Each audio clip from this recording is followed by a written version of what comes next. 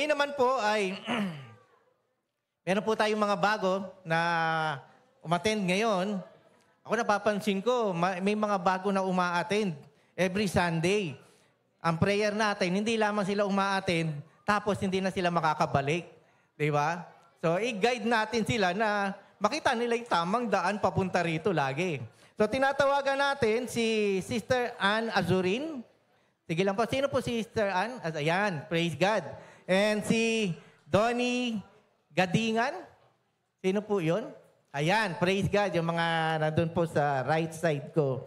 And Aragon Mars Altomas. Ayan, praise God. Welcome po kayo sa JCM family po natin. So, we pray na hindi po ito yung una't huli na pagdalo nyo, kundi ito yung pasimula na may gagawin ng Panginoon sa buhay nyo. And ako naniniwala ako, sa lahat ng mga nangyayari po sa atin, hindi po nagkataon yan. Whether hindi maganda yung mga pinagdaraanan natin, wag natin sabihin na ang pangit naman ang nangyari sa buhay ko ngayong araw na ito. Ang malas ko naman. Mga kapatid, yan ang mundo. Sinasabi nila, malas sila. Pero tayo, hindi tayo malas. At walang malas sa Kristiyano. Swerte daw tayo. Hindi totoo yun. Ang Kristiyano, ang mga anak ng Diyos, hindi umaasa sa swerte at hindi rin malas. Tayo ay pinagpala ng Panginoon.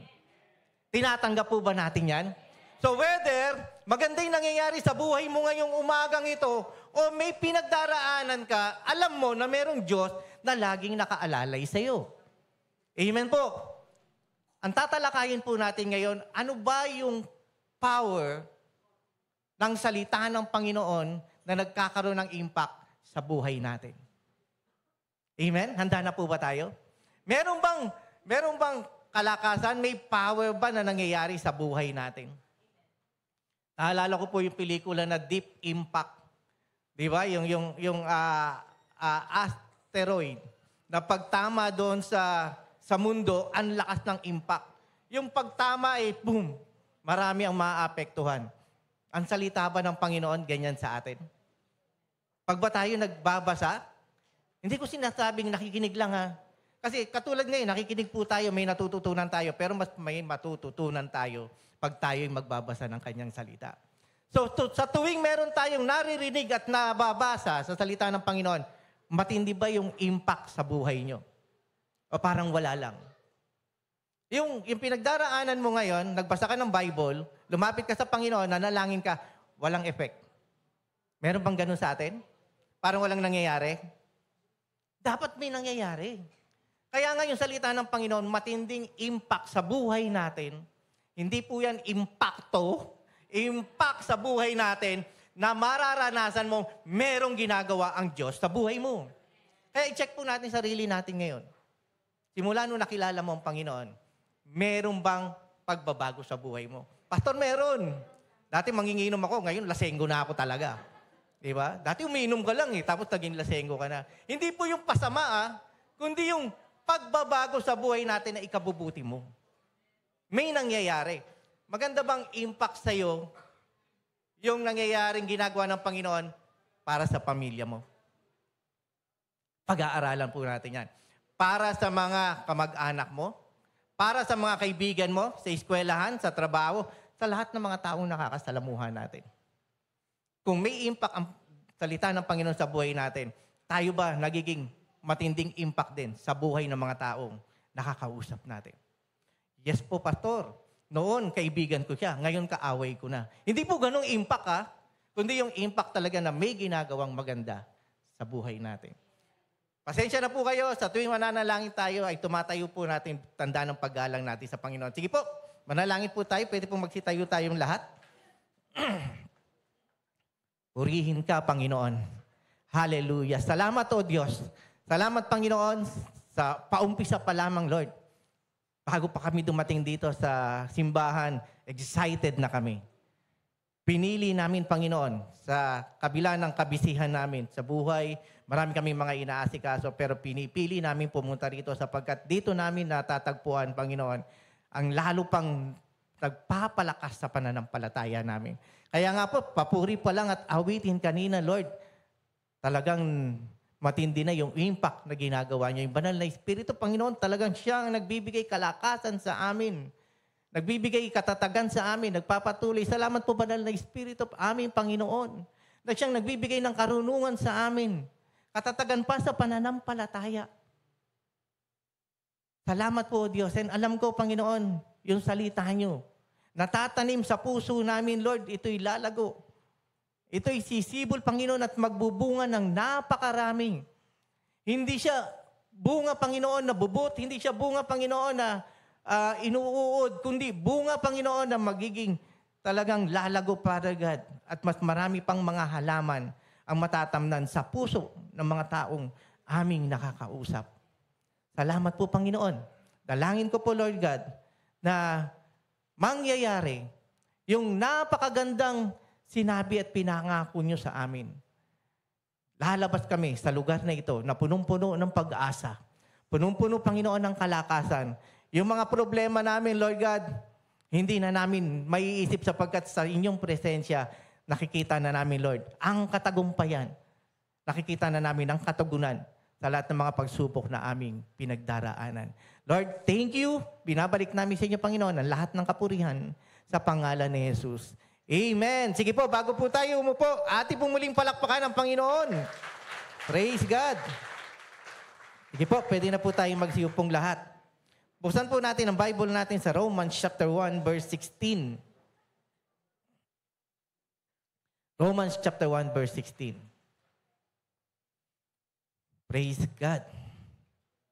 Alam niyo po, napakaraming may mga karamdaman pa rin until now. Siguro, ang iba sa atin, pag nakakapanood ng mga news, medyo kinakabahan. Bakit? May outbreak na naman eh.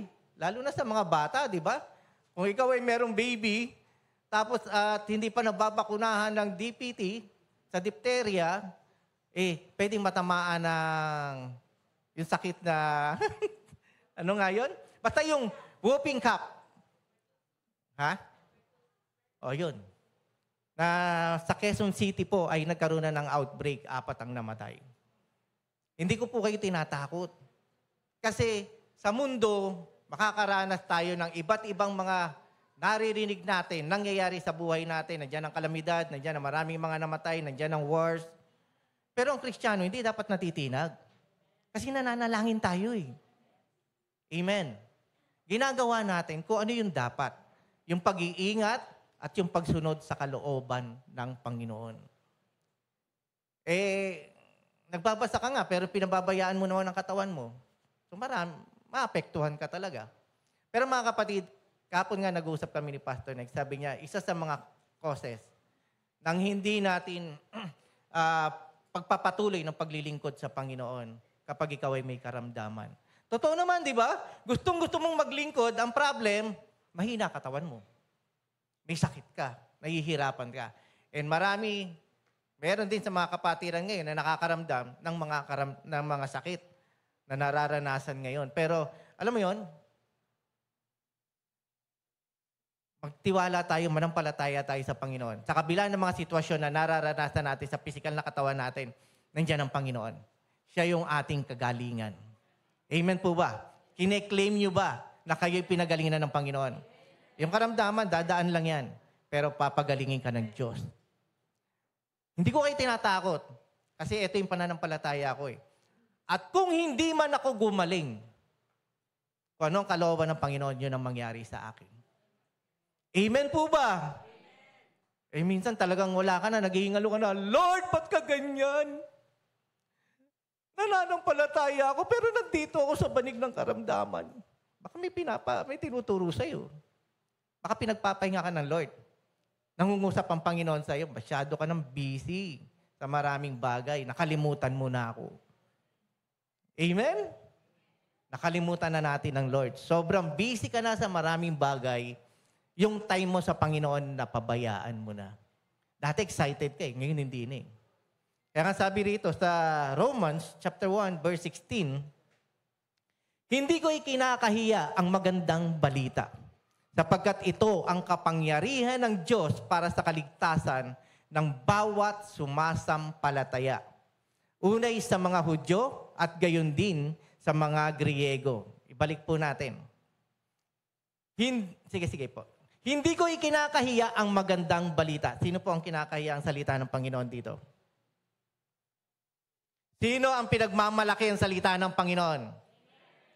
Sino ang pinagmamalaki na siya ay anak ng Diyos?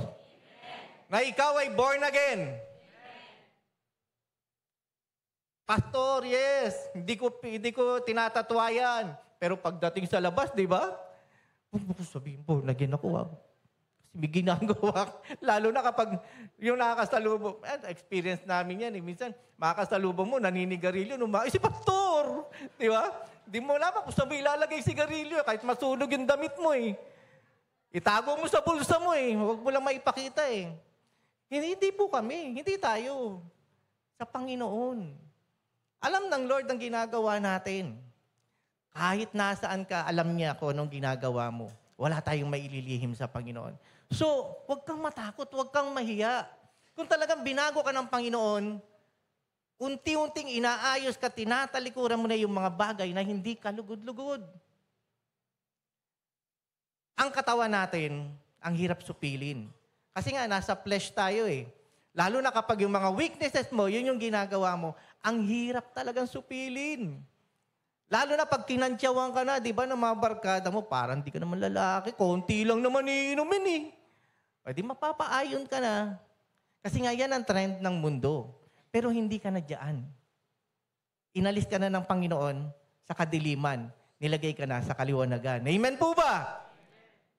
Huwag nating ikahiya ang salita ng Panginoon. Kung ano yung nabasa mo, kung ano yung natutunan mo, huwag mo siyang lagpasan. Tutukan mo siya. Kapag yan yung kahinaan mo at nabasa mo sa Bible, tutukan mo, titigan mo maigi, Lord, ako to eh. Ako tong tinutukoy mo dito sa verse na ito. So kapag may nangungusap ang Panginoon sa buhay natin, huwag nating baliwalain. Kasi mahal ka niya. Gusto niyang may mangyari sa buhay mo na maganda, ayaw kanyang mapahamak. Amen po ba? Ano ba ang magandang balita na sinasabi ng Panginoon? Mga kapatid, itong araw na ito, halos maraming bansa ang nangingilin ng Palm Sunday. 1 week preparation para sa kamatayan ng Panginoon. Sa paghuli sa Kanya, kasi sineselebrate ng mundo. Kapatid, hindi tayo isang linggong nagse-celebrate at inaalala natin ang ginawa ng Panginoon. Yung ginawa ng Panginoon, sapat na para malaman mo na ikaw ay mahal ng Diyos. Amen. Palakpakan po natin ang Panginoon. Hindi mo na kailangang laging isi-celebrate yan every Holy Week. Tapos talagang ayoko masugatan. Baka mami hindi na gumaling pag nasugatan ako kasi yun ang pamahiin. Yun yung mga paniniwala natin. Mga kapatid, tinapos na ng Panginoon lahat yan. Araw-araw ang Panginoon nasa puso natin. Buhay! Hindi lang tuwing Holy Week. Araw-araw sa buhay mo, ang Panginoon nasa iyo. Hindi na siya patay. Buhay na siya. Umakyat na nga siya sa langit eh. At hinihintay niya yung tamang panahon sa pagbabalik niya, nakukunin niya ang sa kanya na makakapiling natin siya. Amen po ba? Hinihintay po ba natin ito? Ang magandang balita na sinabi ng Panginoon. Magandang balita po yan. Naaalala ko po, nung binabasa ko yan, natatimingan eh. Sa tuwing, pag ako'y nagbabasa ng Bible, kasi tuloy-tuloy ko pong binabasa ang Bible, bawat chapters. Nasa look po ako nung binasa ko, yung etong time na to, na binabasa ko, nagde-devotion ako, patungkol sa pagkanulo sa kanya ni Judas, hanggang sa paghuli sa kanya, hanggang sa lahat ng mga pagpapahirap ginawa sa kanya, hanggang sa ipako siya sa krus. Namatay siya after 3 days na buhay, nagpakita sa maraming mga disciples, and then nagbilin siya sa atin. Iniwanan ba tayo ng Panginoon? Hindi tayo iniwanan ng Panginoon. Actually nga, ang sabi niya, sa mga disciples niya, hantayin nyo na darating sa inyo yung pinangako. Walang iba kundi ang banal na Espiritu. Kapatid, siya yung nagko-convict sa atin ng mga maling ginagawa natin, ng mga dapat natin gawin. Kaya kung wala ka ng conviction, baka manhid na tayo. Baka hindi na tayo natuturuan ng salita ng Panginoon. Amen! May hawak po ako ditong hard copy ng Bible. At may hawak din akong cellphone na may Bible. Mga kapatid, pagpasensyahan nyo na kami.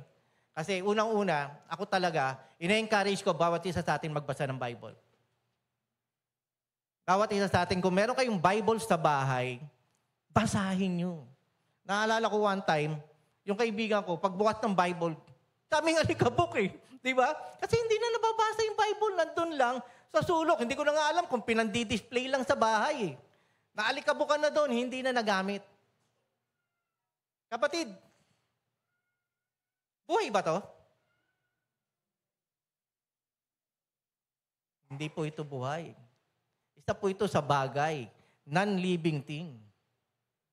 Pero pag binasa mo ang salita ng Panginoon, doon nagkakaroon ng impact, doon nagiging buhay, nagiging living. A non-living thing na pag binasa mo, nagiging buhay. Amen! Palakpan po natin ang Panginoon. Kaya ina-encourage namin kayo mga kapatid na magbasa kayo ng salita ng Panginoon. Lalo na po yung mga kabataan, lalo na po yung kaya-kaya pa magbasa.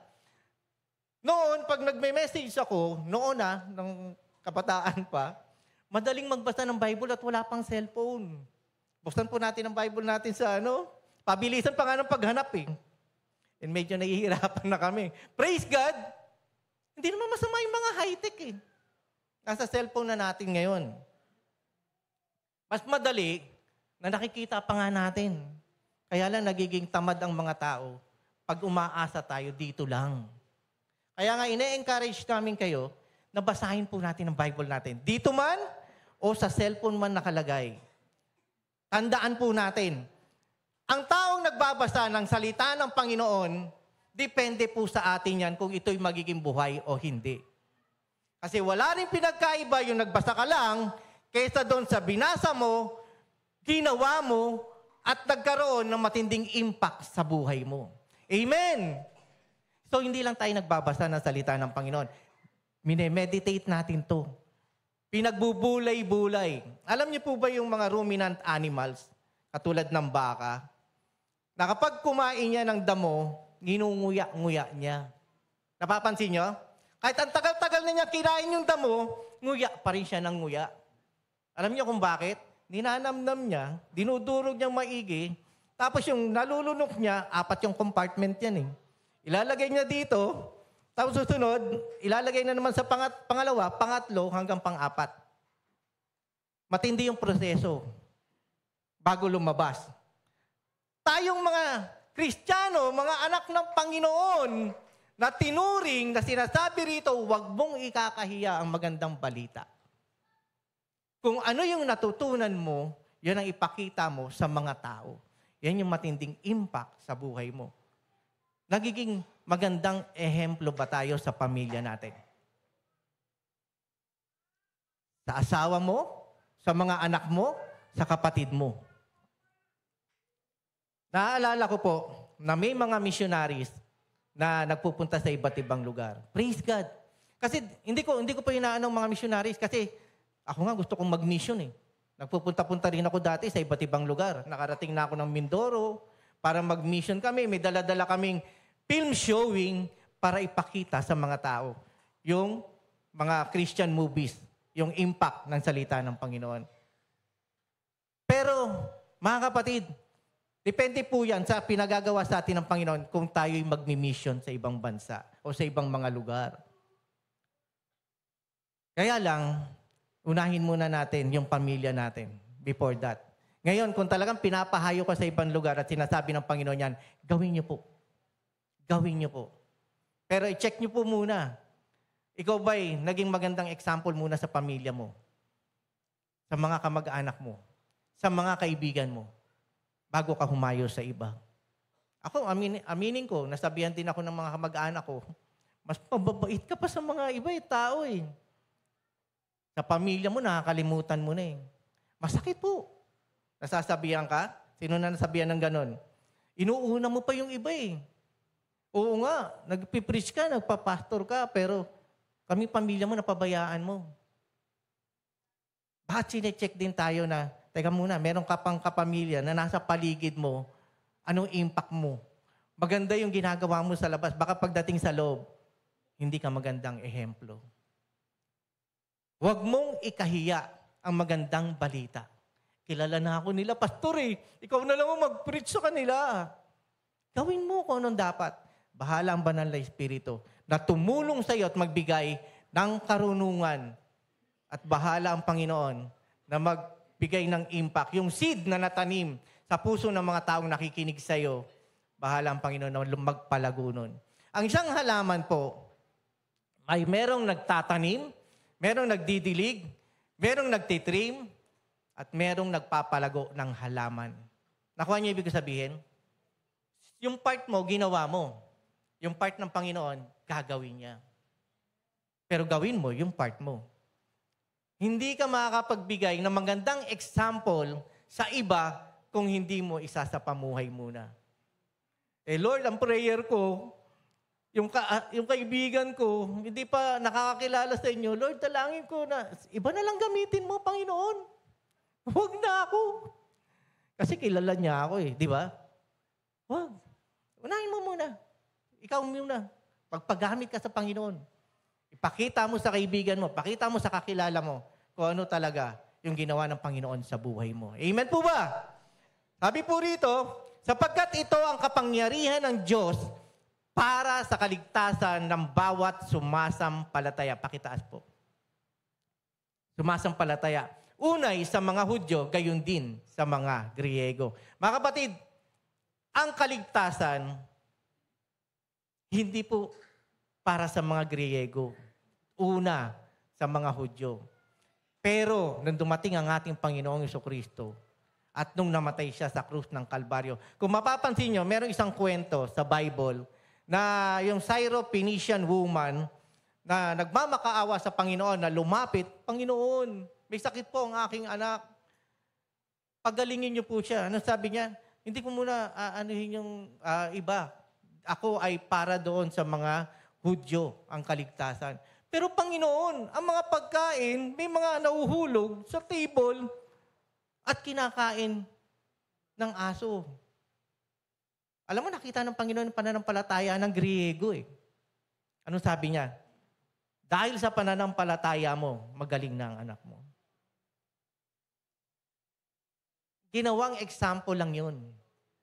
Inalaw ng Panginoon na mangyari at mabasa natin para sabihin na inuna niya ang mga Hudyo pero maraming mga Hudyo ang tinakwil ang Panginoong Jesucristo at ang salita ng Panginoon kumalat sa lahat.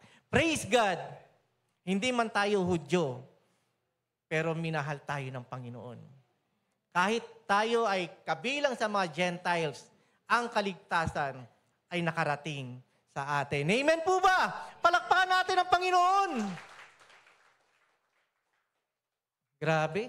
Kung alam lang po natin, yung ginawa ng Panginoon sa buhay natin, papasalamatan mo siya. Tayo po ay karapat-dapat na ipako sa krus. Pero hindi tayo ang ipinako sa krus.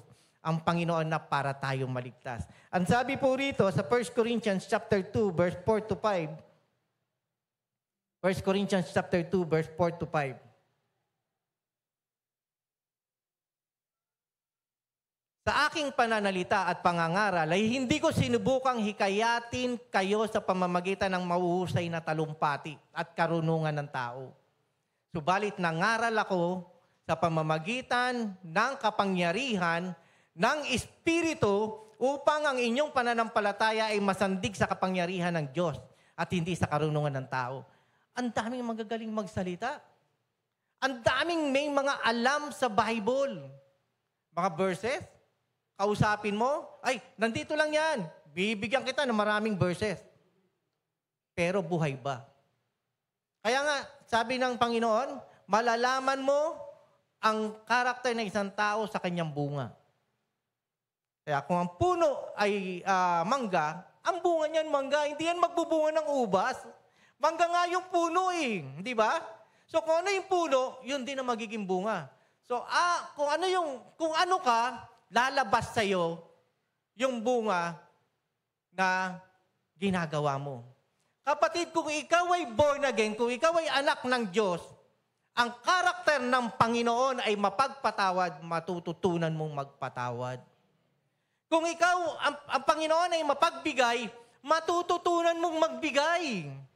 Kung ang Panginoon ay may simpatya sa mga tao at sa mga kaluluwa na nangangailangan, ganun din po tayo. Amen!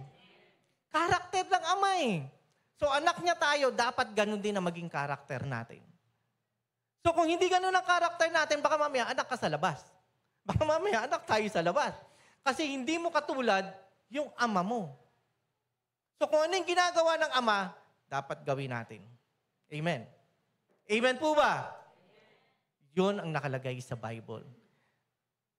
Nabanggit ko pala kanina, yung mga missionaries. Meron po akong kakilalang missionary. Sabi niya, alam mo, hindi basta-basta nagpupunta sa iba't ibang lugar para magbahagi ng salita ng Panginoon. Kasi one time, meron po silang pinuntahan na isang island na remote area para ibahagi lang salita ng Panginoon. Ang mga babae doon, walang damit sa itaas. Talagang sa ibaba lang. So, siyempre, kasi mga primitive, siyempre, yung mga native ng bansang yon, nahiya sila. Paano tayo mag-share dito na salita ng Panginoon? Ganyan na ano. Ang ginawa nila, binigyan nila ng damit.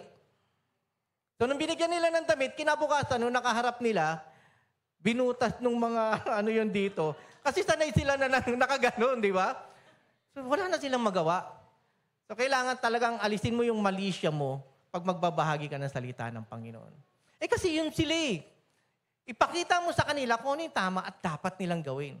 Di ba nakakatawa minsan isipin, ganun pala yung totoo.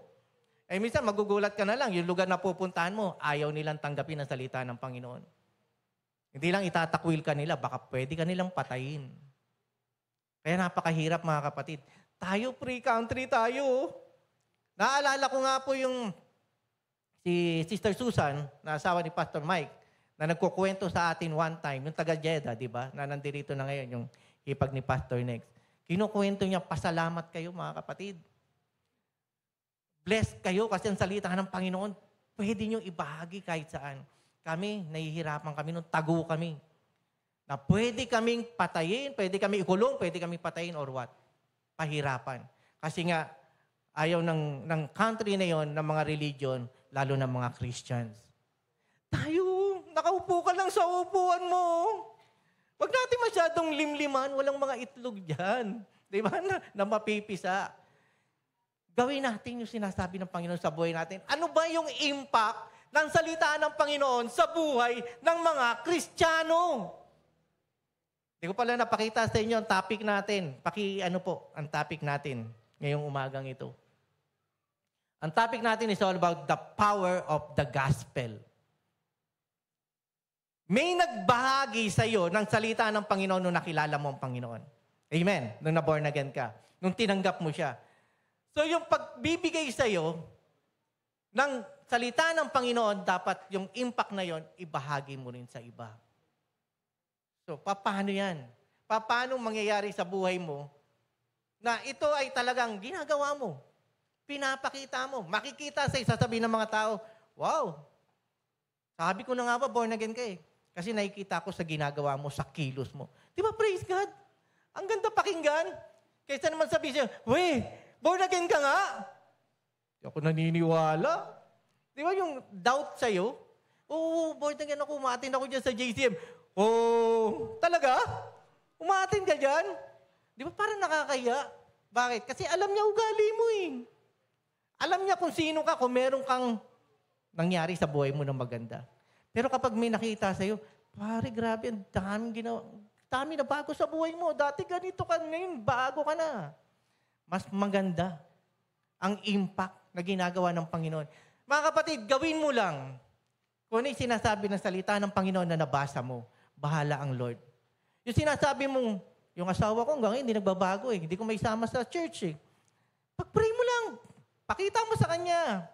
Yung ginagawa ng Panginoon sa buhay mo, one time, makikita mo, umaattend na siya rito. Amen! Yung sinasabi mo na hindi na mababago yan, huwag mo i-declare yan, huwag mo i-claim yan. Kasi yung plano ng Panginoon sa bawat isa sa atin, nakasulat na, nakatala na, at napakaganda. At ang mga taong nananampalataya sa Panginoon, may ginagawa ang Diyos sa buhay ng kanilang mga pinapanalangin. Amen! Palakpakan po natin ang Panginoon. Ang sabi rito, pakibalik po sa part na binasa natin. Ang sabi rito, sa aking pananalita, hindi dapat tayo magmayabang sa dami ng sinasabi mo, sa galing ng ginagawa mo. Isa pamuhay mo. Amen. Hindi po head knowledge. Hindi po kung alam mo lang, hindi kung ano lang yung natutunan mo sa bibig lang. Yung tinatawag na Kristiyano sa bibig. Tayo, nagbibigay tayo ng salita ng Panginoon based sa nangyari sa buhay natin. That is life evangelism. Hindi po lip evangelism. Ano po ibig ko sabihin? Yung buhay mo, kung anong ginawa ng Panginoon sa iyo, yan ang binabahagi mo sa mga tao. Hindi po sa bibig lang. Pero hindi mo naman sinasagawa. Pakita mo sa akin na nabago ka. Then, saka ko gagawin. Amen po ba?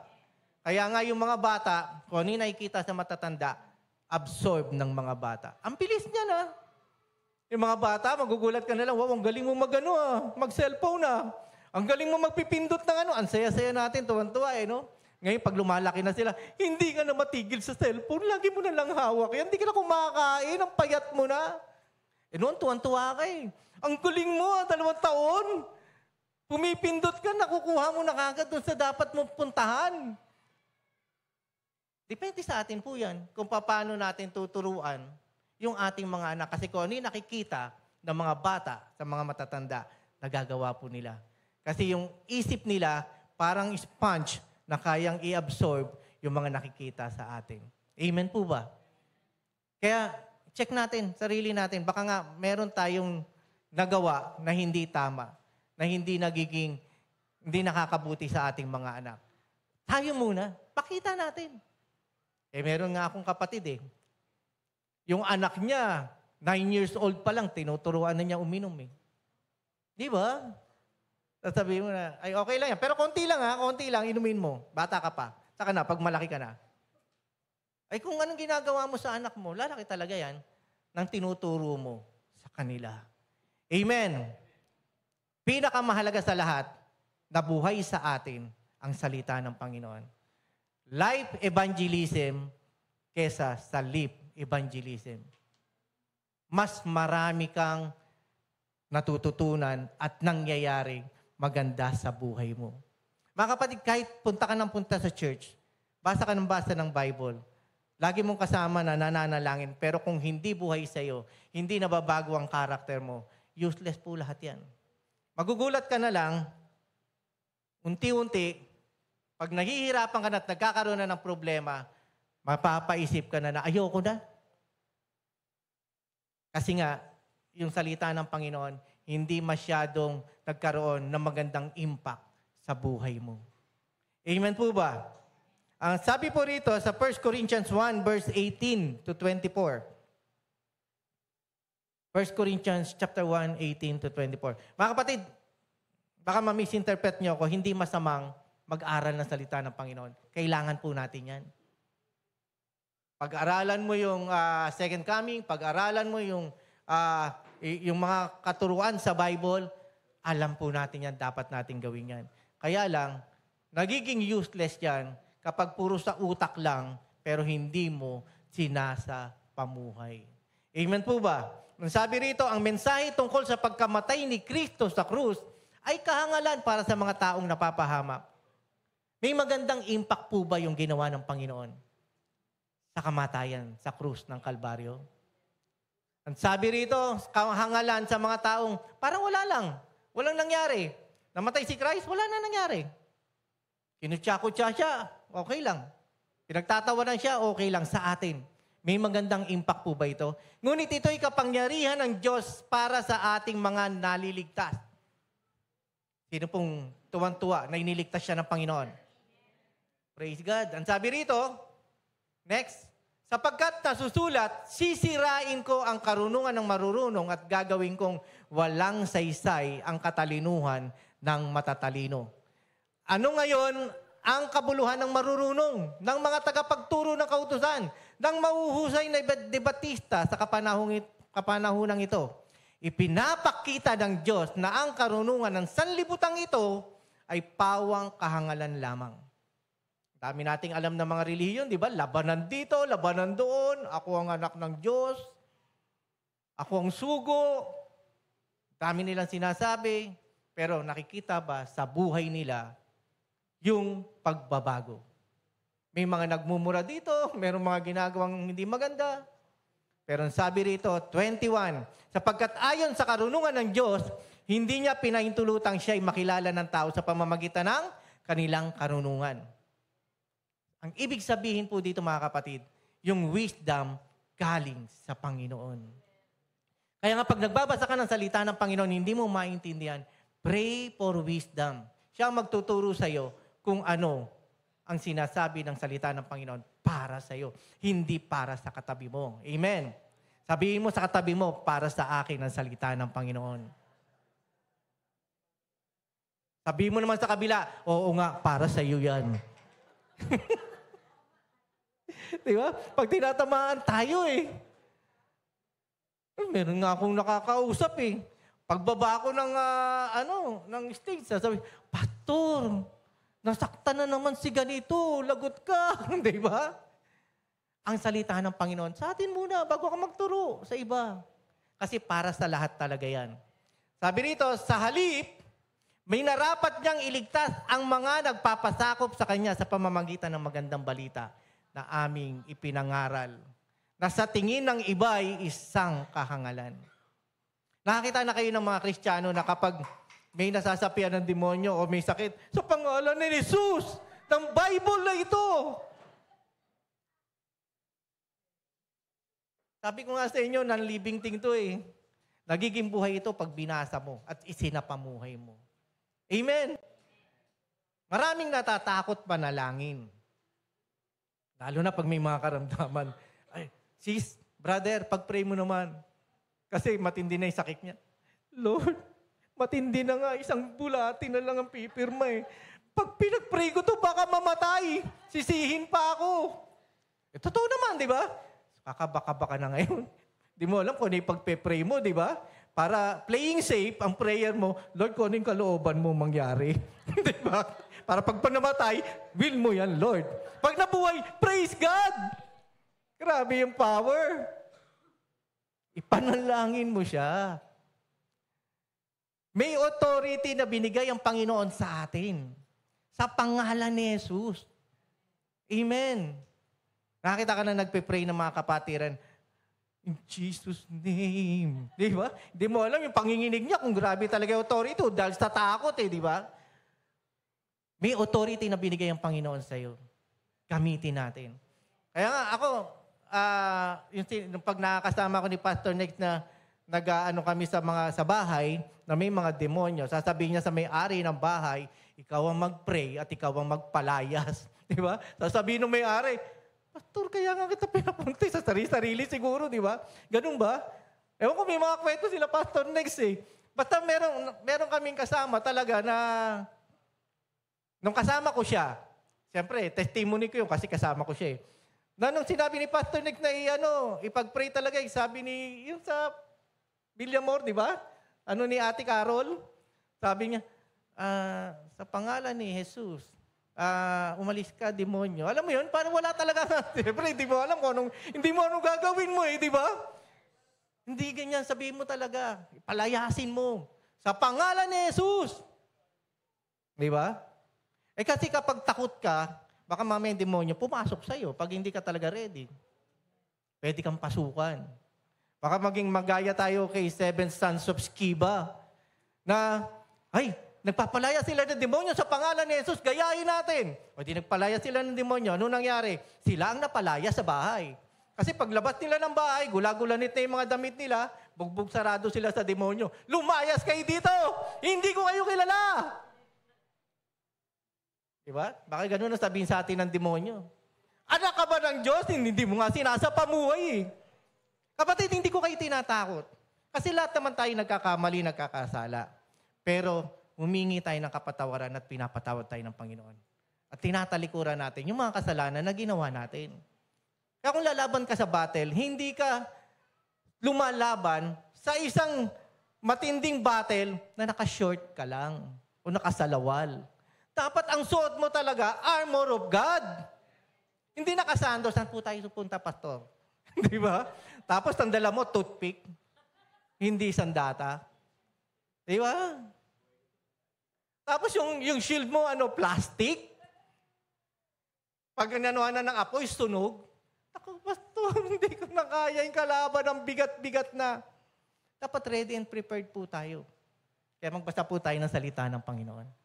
Amen po ba? Palakpakan po natin ang Panginoon. Next verse. Sabi rito, ang mga Hudyo'y humihingi ng himala bilang katunayan. Sila nasa kanilang unang, ang kaligtasan eh. Pero, sige nga, magbigay ka nga ng himala kung talagang totoo yan. Pero sabi rito, karunungan naman ang hinahanap ng mga Griego. Praise God mga kapatid. Hindi tayo karapat-dapat pero naging karapat-dapat tayo na maligtas dahil sa Panginoong Jesucristo. Amen po ba? Ramdam niyo po ba yung ginawa ng Panginoon sa buhay niyo? Eh bakit pag may problema ka parang gusto mo na umayaw? Alam mo, ako talaga, bumabalik ako sa ginawa ng Panginoon sa akin eh. Pag may mga pagsubok ako nararanasan, Panginoon, parang ang hirap pa. Parang tindi nang nangyayari sa akin ngayon ah. Bumabalik ako eh. Sa ginawa ng Panginoon sa akin dati, di ba Lord? Matindi yung ginawa mo sa akin noon. Itong pinagdaraanan ko, kaya ko itong lagpasan. Kasi yun noon nga tindi. Ngayon pa kaya? Walang posible sa Panginoon. Ang taong nananampalataya, tinutulungan ng Panginoon. Ang taong nananampalataya nagiging matagumpay. Amen! Tapos na yun. Tapos na yung nasaktan ako eh. Nasaktan ka na, tapos na yun. Kaya nga hinihilom na eh, gumagaling ka eh. Ang sugat na hindi gumagaling, hindi ginagamot. Ang sugat na hindi gumagaling, baka naman diabetic ka na. Alam mo yun? May sugat ka na hindi gumagaling. Eh baka iba na yan. Talamak na, malala na. Pero ang sugat na naranasan mo, sakit, hapdi, mga pinagdaanan mo sa buhay, naghihilom. Amen! Hinihilom ng Panginoon. Sabi po rito, verse 23, ngunit ang pinapangaral namin ay si Kristo na ipinako sa krus, na para sa mga Hudyo ay isang katitisuran at para sa mga Hintil ay isang kahangalan. Verse 24, subalit sa mga tinawag ng Diyos, sino pa mga tinawag ng Panginoon dito? Lahat tayo nag-amen ha? Dahil alam nyo na tinawag kayo ng Panginoon. Maganda yung plano niya sa iyo. Hindi mo ikapapahamak. Bagkus ikabubuti mo. Ang sabi po rito, si Kristo ang kapangyarihan at karunungan. Sa atin po na tinawag ng Panginoon, ito'y isang kapangyarihan. Binigyan ka ng authority. Baka mamaya pag-uwi mo, sabi ni Pastor Dave, para akong si Superman. Diba? Hindi po tayo superhero. Pero yung power na binigay sa atin ng Panginoon, kayang wasakin anumang gawa ng kaaway. Amen po ba? Palakpakan po natin ang Panginoon. Praise God. Sabi po rito, Galatians chapter 3 verse 13. Alam niyo po ba na ang cross, akala natin, ay, holy yan, yung cross na yan. Pero sa totoo lang, based sa history, pag ikaw ay hinang sa cross, pinako, ikaw ay makasalanan, ikaw ay masamang tao, ikaw ay sinumpa. Kaya nga po mga kapatid, di ba? Nung ipinako siya sa cross, meron dalawang katabing nakapako din. Kinukutya siya ng isa eh. Sige nga, kung talagang Diyos ka, kung talagang anak ka ng Diyos, bakit hindi ka iligtas ng sarili mo? Pati kami, sama mo na. Ano sabi nung isa? Hindi mo nalalaman yung sinasabi mo. Tayo nakapako kasi pakasalanan tayo, karapat dapat. Pero siya, pinako siya, pero walang kasalanan. Yun ay karapat dapat doon sa dalawang nakapako. Pero kay Jesus, ginawa niya para sa ating lahat. Alam niyo yung bagay na ginawa niya, sa tingin ng mga tao, napakasimpleng bagay. Pero yung impact nun, para sa lahat. Para sa kaligtasan ng mundo. Amen. Ang sabi rito, tinubos tayo ni Kristo mula sa sumpa ng kautusan nang siya ay isinumpa para sa atin. Sapagkat nasusulat, isinumpa ang bawat ibinitin sa punong kahoy. Tayo dapat tuning. Kasi alam mo kung ano kay. Alam mo kung anong ginagawa mo. Tayo dapat ang nakapako. Pero niligtas niya tayo. Maraming mga kwento sa Bible. Lalo na nung time na ipinako siya sa krus. Kung paano na dapat sila, pero si Jesus ang ipinalit. Mga kapatid, sino-sinong mga karakter ito? Naalala niyo si Simon of Cyrene? Na habang siya ay dala-dala ni Jesus Christ ang cross, tinawag ng mga kawal yung si Simon na napadaan lang para tulungan siya na dalhin yung cross. Alam ko, napakalaking impact kay Simon noon. Na kahit napilitan lang siyang kunin yon, pero yung ginawa niyang yon, nakita niya kung gaano kabigat yung ginawa ni Jesus Christ. Yung centurion, na nakita niya nung namatay si Jesus Christ sa cross, sinabi niya tunay na siya ay anak ng Diyos. Malaking impact na nangyari sa buhay ng centurion. Si Barabas, na talagang mamamatay tao at talagang nanggulo sa kanilang lugar. Karapat dapat na mamatay, karapat dapat na makulong, pero siya ang pinalaya, si Jesus ang namatay. Meron nga ako nabasa sa Facebook sabi doon, sino ba si Barabas? Tayo yun na dapat nakakulong at ipako sa krus, pero pinalaya. Amen po ba? Yung mga tao na nasa paligid niya, lalo na yung mga babaeng sumusunod sa kanya, iba-iba po ang ginawa ng Panginoon. Anong mga impact sa buhay nila? Kay Mary Magdalene, sa Samaritan woman na nakausap niya, sa mga ibang mga tao na pinagaling niya, ano yung impact na ginawa ng Panginoon sa buhay nila? Sa atin. Anong impact ng ginawa ng salita ng Panginoon? Para ma-share mo sa iba ang kaligtasan. Huwag po tayong matakot mag-share. Huwag po tayong mahiya na ibahagi ang salita ng Panginoon. Hindi mo man alam, subukan mo. Kung ano yung testimony, kung ano yung ginawa ng Panginoon sa iyo, magkakaroon ng impact yan sa kausap mo. Amen po ba? Magugulat ka na nga lang, sasabihin mo, nabanggit ko yun? Hindi ko nga alam Pero tinunod ko ang kalooban ng Panginoon, nakapag-share ako ng Word of God. Amen! Ang sabi po rito, sa Isaiah chapter 29, verse 13. Isaiah 29, verse 13.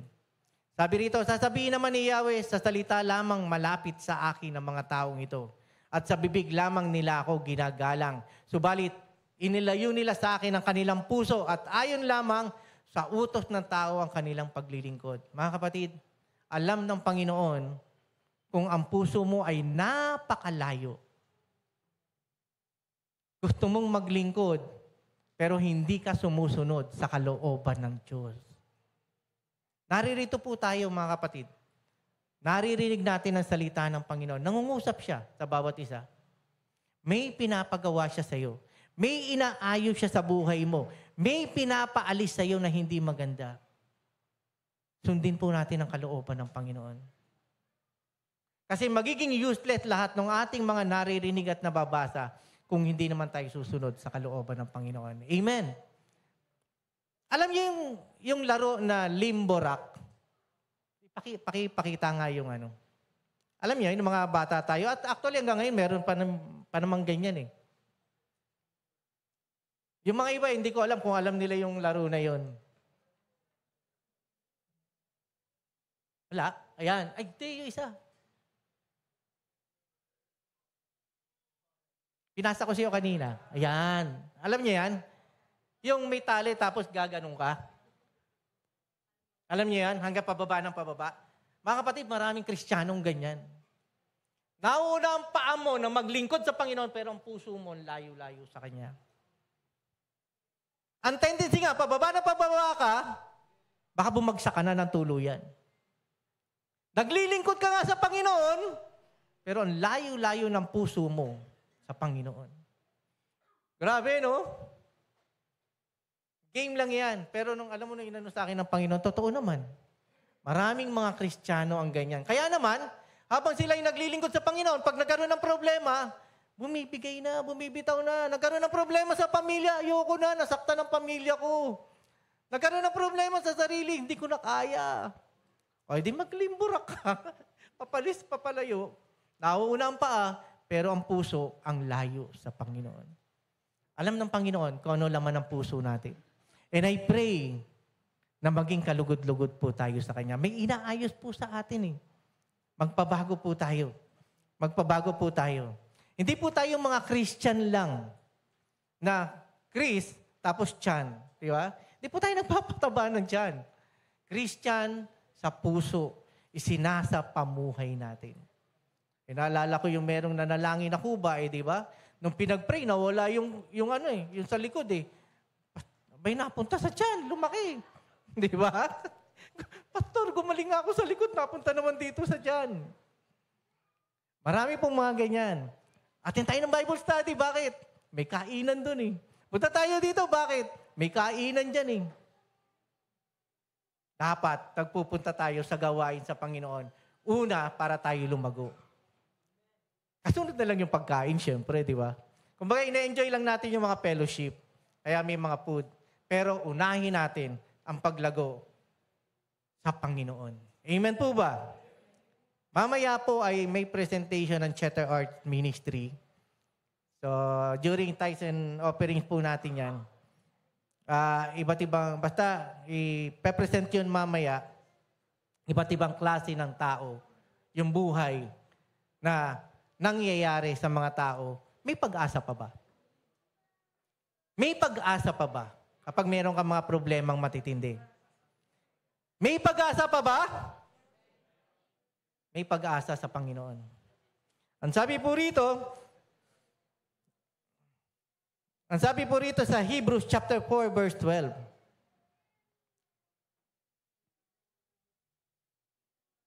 Hebrews chapter 4 verse 12. Ang salita ng Diyos ay buhay at mabisa. Mas patalas kaysa alinmang tabak na sa magkabilay may talim. Lagi po namin sinasabi ito. Lagi po namin binabasa ito para sa inyo. Ito'y tumatagos mula maging sa kaibuturan ng kaluluwa at espiritu ng mga kasukasuan at buto at nakakaalam ng mga iniisip at binabalak ng tao. Kapatid, ang salita ng Panginoon magbabago ng buhay natin. Kung ano yung laman ng puso mo, wawasakin niya yung mga bagay na hindi kalooban ng Diyos para lang tayo mabago. Amen. Merong kapatiran tayo dito na nag-post na nabasa ko, yung tungkol sa everyday life. Totoo naman. Inano ko nga ito sa sa devotion namin sa Cheddar Arts kahapon. Yung pag Sunday, recharge tayo, di ba? Pag Monday, medyo okay pa. Tuesday, Wednesday, Thursday, pahina ka na ng pahina. Nagiging lobat na talaga. Tapos hahantayin mo ang Sunday para mas recharge ka naman. Pastor, meron namang power bank. Pati power bank mo nga, lobat na eh. May nagsasabi pa na, pag Monday, may Monday sickness. So pagdating ng Monday, sa lahat ng ayaw ko, sabi ng office mate ko, sa lahat ng ayaw ko Monday, kasi nakatamad pumasok. Alam mo, sabi ko nga sa kanya, huwag mo sabihin dyan. Kasi everyday, maganda sa Panginoon. Dapat lagi kang malakas, lagi kang matatag. Hindi yung palobat ka ng palobat. Lalo na pag may dinanganan ka problema, bagsak ka na, hindi ka lang lobat. No bat na, no battery na. Kailangan lagi tayong naka-recharge sa relationship natin sa Panginoon. Laging nakasaksak tayo. Yung power, meron tayo, hindi ka malolobat. So sa panahon na ikaw yung malolobat at manghihina, recharge agad. Meron na nga mga ngayon mga rechargeable na ang bilis, na yung mga fast charger, di ba? Nakita ko talagang anchor ba yun? Yung ang bilis na mag-recharge. Konting-konti lang, magre-recharge na kagad cellphone mo. Tayo sa Panginoon, mabilis ba tayo mag-recharge? O pahina tayo ng pahina? Tapos antayin mo yung Sunday para ma-recharge ka? Paano pag Sabado na? Walang-wala ka na talaga. Everyday, natin na maganda ang ginagawa ng Panginoon sa atin. Amen po ba? Huwag mo sabihing pangit yung araw na yan. Nangyari po sa akin yan Parang 86, 87, ang daming mga trahedya na nangyari sa Pilipinas. Merong barko na lumubog, ang dami namatay. Tapos meron akong kaibigan, close friend sa akin na namatay. Bata pa siya. Tapos may mga nangyari pa mga problema. Sabi ko talaga sa sarili ko, Lord, grabe, ang pangit ng taon na to. Ano ba nangyari? Ni-rebuke ako ng Panginoon Huwag mo sabihin pangit. Kahit magandang ginagawa ko sa iyo. Ano man yung nangyayari sa iyo, hindi kita pinababayaan. Maaaring nangyari sa buhay natin yung mga pagsubok, yung mga paghihirap, yung mga nangyayari sa ating sitwasyon na hindi maganda. Inalaw ng Panginoon yan para tayo matuto. Alam niyo po ba na, di ba sinabi sa Bible na forget the past. Huwag mo nang alalahanin pa yung mga hindi magaganda. Pero tayo, may memory tayo Naaalala natin na nangyari. Anong sinasabi doon? Huwag mo nang alalahanin yun para ka bumigay, para ka manghina. Eto na naman, nangyayari na naman sa akin. Naaalala mo yung mga pangit na nangyari sa buhay mo para sabihin mo na, pinagaling na ako dito. Inayos na ako ng Panginoon. Hindi na mangyayari uli sa akin na babagsak ako. Tapos na yan Pinagdaanan ko na yan, na-experience ko na yan. That base experience ko, hindi na uli ako babagsak. Amen po ba? Hindi na uli ako panghihinaan ng loob. Takot ako dati, ngayon pinalakas ako ng salita ng Panginoon para ibahagi sa ibang tao. Amen po ba? Kahit tanungin mo ang lahat ng mga pastors na umaakyat dito sa stage, kami ay kinakabahan din. Bago kami umakyat dito, Lord, binibigay ko po sa inyo lahat. Kung ano man yung salita na lalabas sa aking mga bibig, galing po sa inyo. Pero kakabog-kabog kami. Pero pagkaharap namin sa inyo, magandang umaga po sa inyo lahat, nawawala na yung kaba. Pag nasimulan ng magsalita, bahala ang Panginoon na magbigay sa iyo ng kalakasan at karunungan. Amen po ba? So ganun din tayo. Palakpakan po natin ang Panginoon. Sabi po rito, ang Bible, ang salita ng Panginoon, bestseller book. Kahit saan mo hanapin. Punta ka sa National Bookstore, pumunta ka sa ibang mga bookstores. Simula pa nung unang panahon hanggang ngayon, binibili pa rin to ng mga tao. Kahit gaano kagaganda ng mga mga story, talagang matitindi ang dami nang naibenta, pero eto pa rin. Ang dami na pong mga tao na gusto nang wasakin to, sirain to. Panahon ni Hitler, may mga taong gustong wasakin to, sunugin to, mawala to. Hanggang ngayon, nandirito pa rin ang salita ng Panginoon. Kaya kung hindi po natin babasahin ang salita ng Panginoon, hindi po natin mauunawaan kung gaano tayo kamahal ng Panginoon. Amen! Ang dali na po ngayon. Mag-ano na lang kayo, upload na lang kayo ng tungkol sa Bible. Magkakaroon na kayo ng mga version sa Bible. Makakapagbasa na kayo. Pastor, hindi po ako nakabasa, malabo na mata ko. Meron na nga pong ma-upload na yung audio Bible. Hindi ka makabasa, pakinggan mo. Wala ka ng reason para sabihin na, Lord, makikinig na lang ako kay Pastor tuwing Sunday. Kaya nga, pag Sunday lang kayo malakas, Monday, nangihina na uli kayo. Meron nga akong Thursday Bible study ba yun? Yung sinabi na, may nagsabi na, ang ginagawa natin, hindi lamang tuwing may gawain tayo. Mas maganda, ikaw lang mag-isa. Nakakapagpuri ka, praise and worship, ang ganda. Soaking, ang ganda. Ikaw lang mag-isa. Nakakapag-praise and worship ka sa Panginoon? Nagbabasa tayo ng Bible Dito, ikaw lang mag-isa, nagbabasa ka ng Bible? Umaattend tayo ng prayer meeting, ang dami natin. Ikaw lang mag-isa, nagpe-pray ka sa Panginoon? Di ba mas magandang ikaw din? Yung natututunan natin, ang sarap na kasama natin ng mga kapatiran, nagkakaisa tayo. Pero iba yung individual effect ng salvation sa buhay mo. Paano ka niligtas ng Diyos? Ano yung kamatayan ni Jesus sa krus? Binaliwala ba natin? O buhay ba sa atin? Nangingilin ba tayo tuwing Holy Week lang? Araw-araw. Mga kapatid, tapos na. Inayos na ng Panginoon lahat.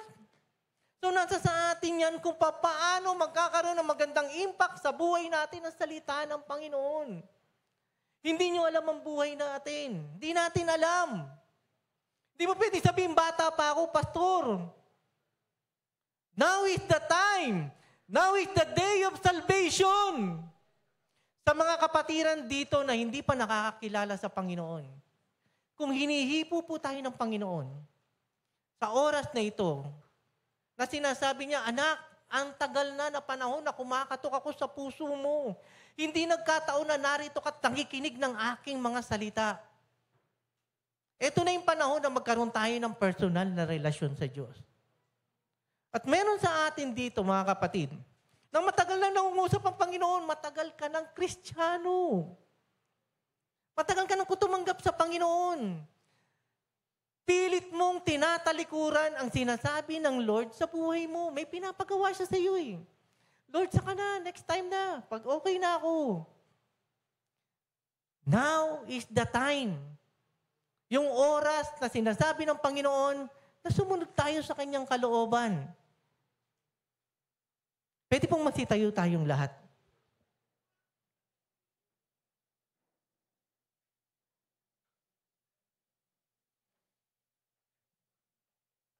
Pwede pong ipikit po natin ang ating mga mata. Isipin po natin sa oras na ito, yung buhay natin. Sige po, ipikit po natin ang ating mga mata. Isipin mo na tumatakbo ka sa isang marathon race. Na habang tumatakbo ka, pagod ka na. Nakakaranas ka ng pangungutya ng ibang tao, sinasabi sa iyo, hindi mo na kayang tumakbo, mahina ka na. Malis ka na, bumalik ka na sa dati. Yung iba, habang tumatakbo, maaaring nalulubak siya, napapatapak siya sa mga batuhan, nadadapa sa sobrang pagod. Pero merong salita na nagsasabi sa iyo, magpatuloy ka. Magpatuloy ka sa pagtakbo. Tapos makikita mo, sa dulo ng tinatakbo mo, naghihintay ang Panginoon sa iyo. Tumutulong, nagpapalakas sa iyo para ma-overcome mo yung mga pinagdaraanan mo sa buhay. At sinasabi sa atin ng Panginoon na kung ano yung ginawa niya sa buhay natin, maging isang buhay na patotoo sa mga taong nasa paligid natin, lalo na sa pamilya natin. Kung ikaw, kapatid, na hinipo ng Panginoon sa oras na ito, na sinasabi niya na, anak, papasukin mo ako sa puso mo. Gusto kong maghari sa buhay mo. Maging Panginoon at tagapagligtas mo. At kung ikaw ito, kapatid, itaas mo ang iyong mga kamay, tanda ng pagsuko at pagtanggap sa Panginoon. At kung ikaw ito, kapatid, mananalangin ako, sundan mo ako sa panalangin. Hindi yung panalangin ko ang mahalaga, kundi yung panalangin mo, nakausap mo ang Panginoon sa oras na ito. Na isinusuko mo na ang buhay mo sa Kanya, tinatanggap mo ang Panginoon bilang tagapagligtas. Ako po'y mananalangin, Panginoon, salamat po sa mga salita na aking narinig. Totoo po na ako'y isang makasalanan. Hindi ka lugod-lugod sa inyong harapan. Patawarin niyo po ako. Gusto ko pong magbago, Panginoon. Salamat, Panginoong Jesucristo. Kayo ay namatay sa krus ng Kalbaryo para ako makaligtas. Ako dapat ang namatay at ipinako. Pero ginawa niyo ito para sa akin. Salamat po dahil inalis niyo ako sa kadiliman at inilagay niyo ako sa liwanag. Salamat po sa kapatawaran sa aking mga kasalanan, sa kagalingan, sa lahat ng aking mga karamdaman, at sa buhay na walang hanggan na ibinigay niyo sa akin. Simula sa araw na ito, ako'y isang bagong nilalang na. Tinanggap ko kayo bilang aking Panginoon at tagapagligtas. Ito po ang aking dalangin. Sa pangalan ni Jesus. Amen. Ako na lang po mananalangin. O Diyos, salamat po Panginoon sa araw na ito. Tunay, Lord God, na meron kayong ginagawa sa buhay ng bawat isa sa amin. Dalangin ko po, Panginoon, na ito'y maging buhay. Na kahit umalis kami sa lugar na ito, Panginoon, pumunta man kami sa iba't ibang mga lugar, pumunta kami sa aming tahanan, Lord, nasa sa amin ang banal na Espiritu na nagbibigay ng pagbabago sa buhay namin. Na malaking impact, Panginoon, sa mga taong aming nakakausap. Lord, hindi namin kayo kinakahiya. Sapagkat ang mga taong kinakahiya kayo, ikakahiya nyo rin. Pero Panginoon, salamat. Dahil ang pangako nyo, mangyayari hindi lamang sa amin, maging sa aming buong pamilya, sa aming mga mahal sa buhay, sa mga taong aming nakakausap. Salamat po, Panginoon. Kayo po ang talagang buhay namin. Kung wala kami sa inyong presensya, walang kabuluhan ang aming buhay. Salamat po, Panginoon. Ito po ang aming dalangin sa pangalan ni Jesus. Amen. Sige po, palakpakan natin ang Panginoon.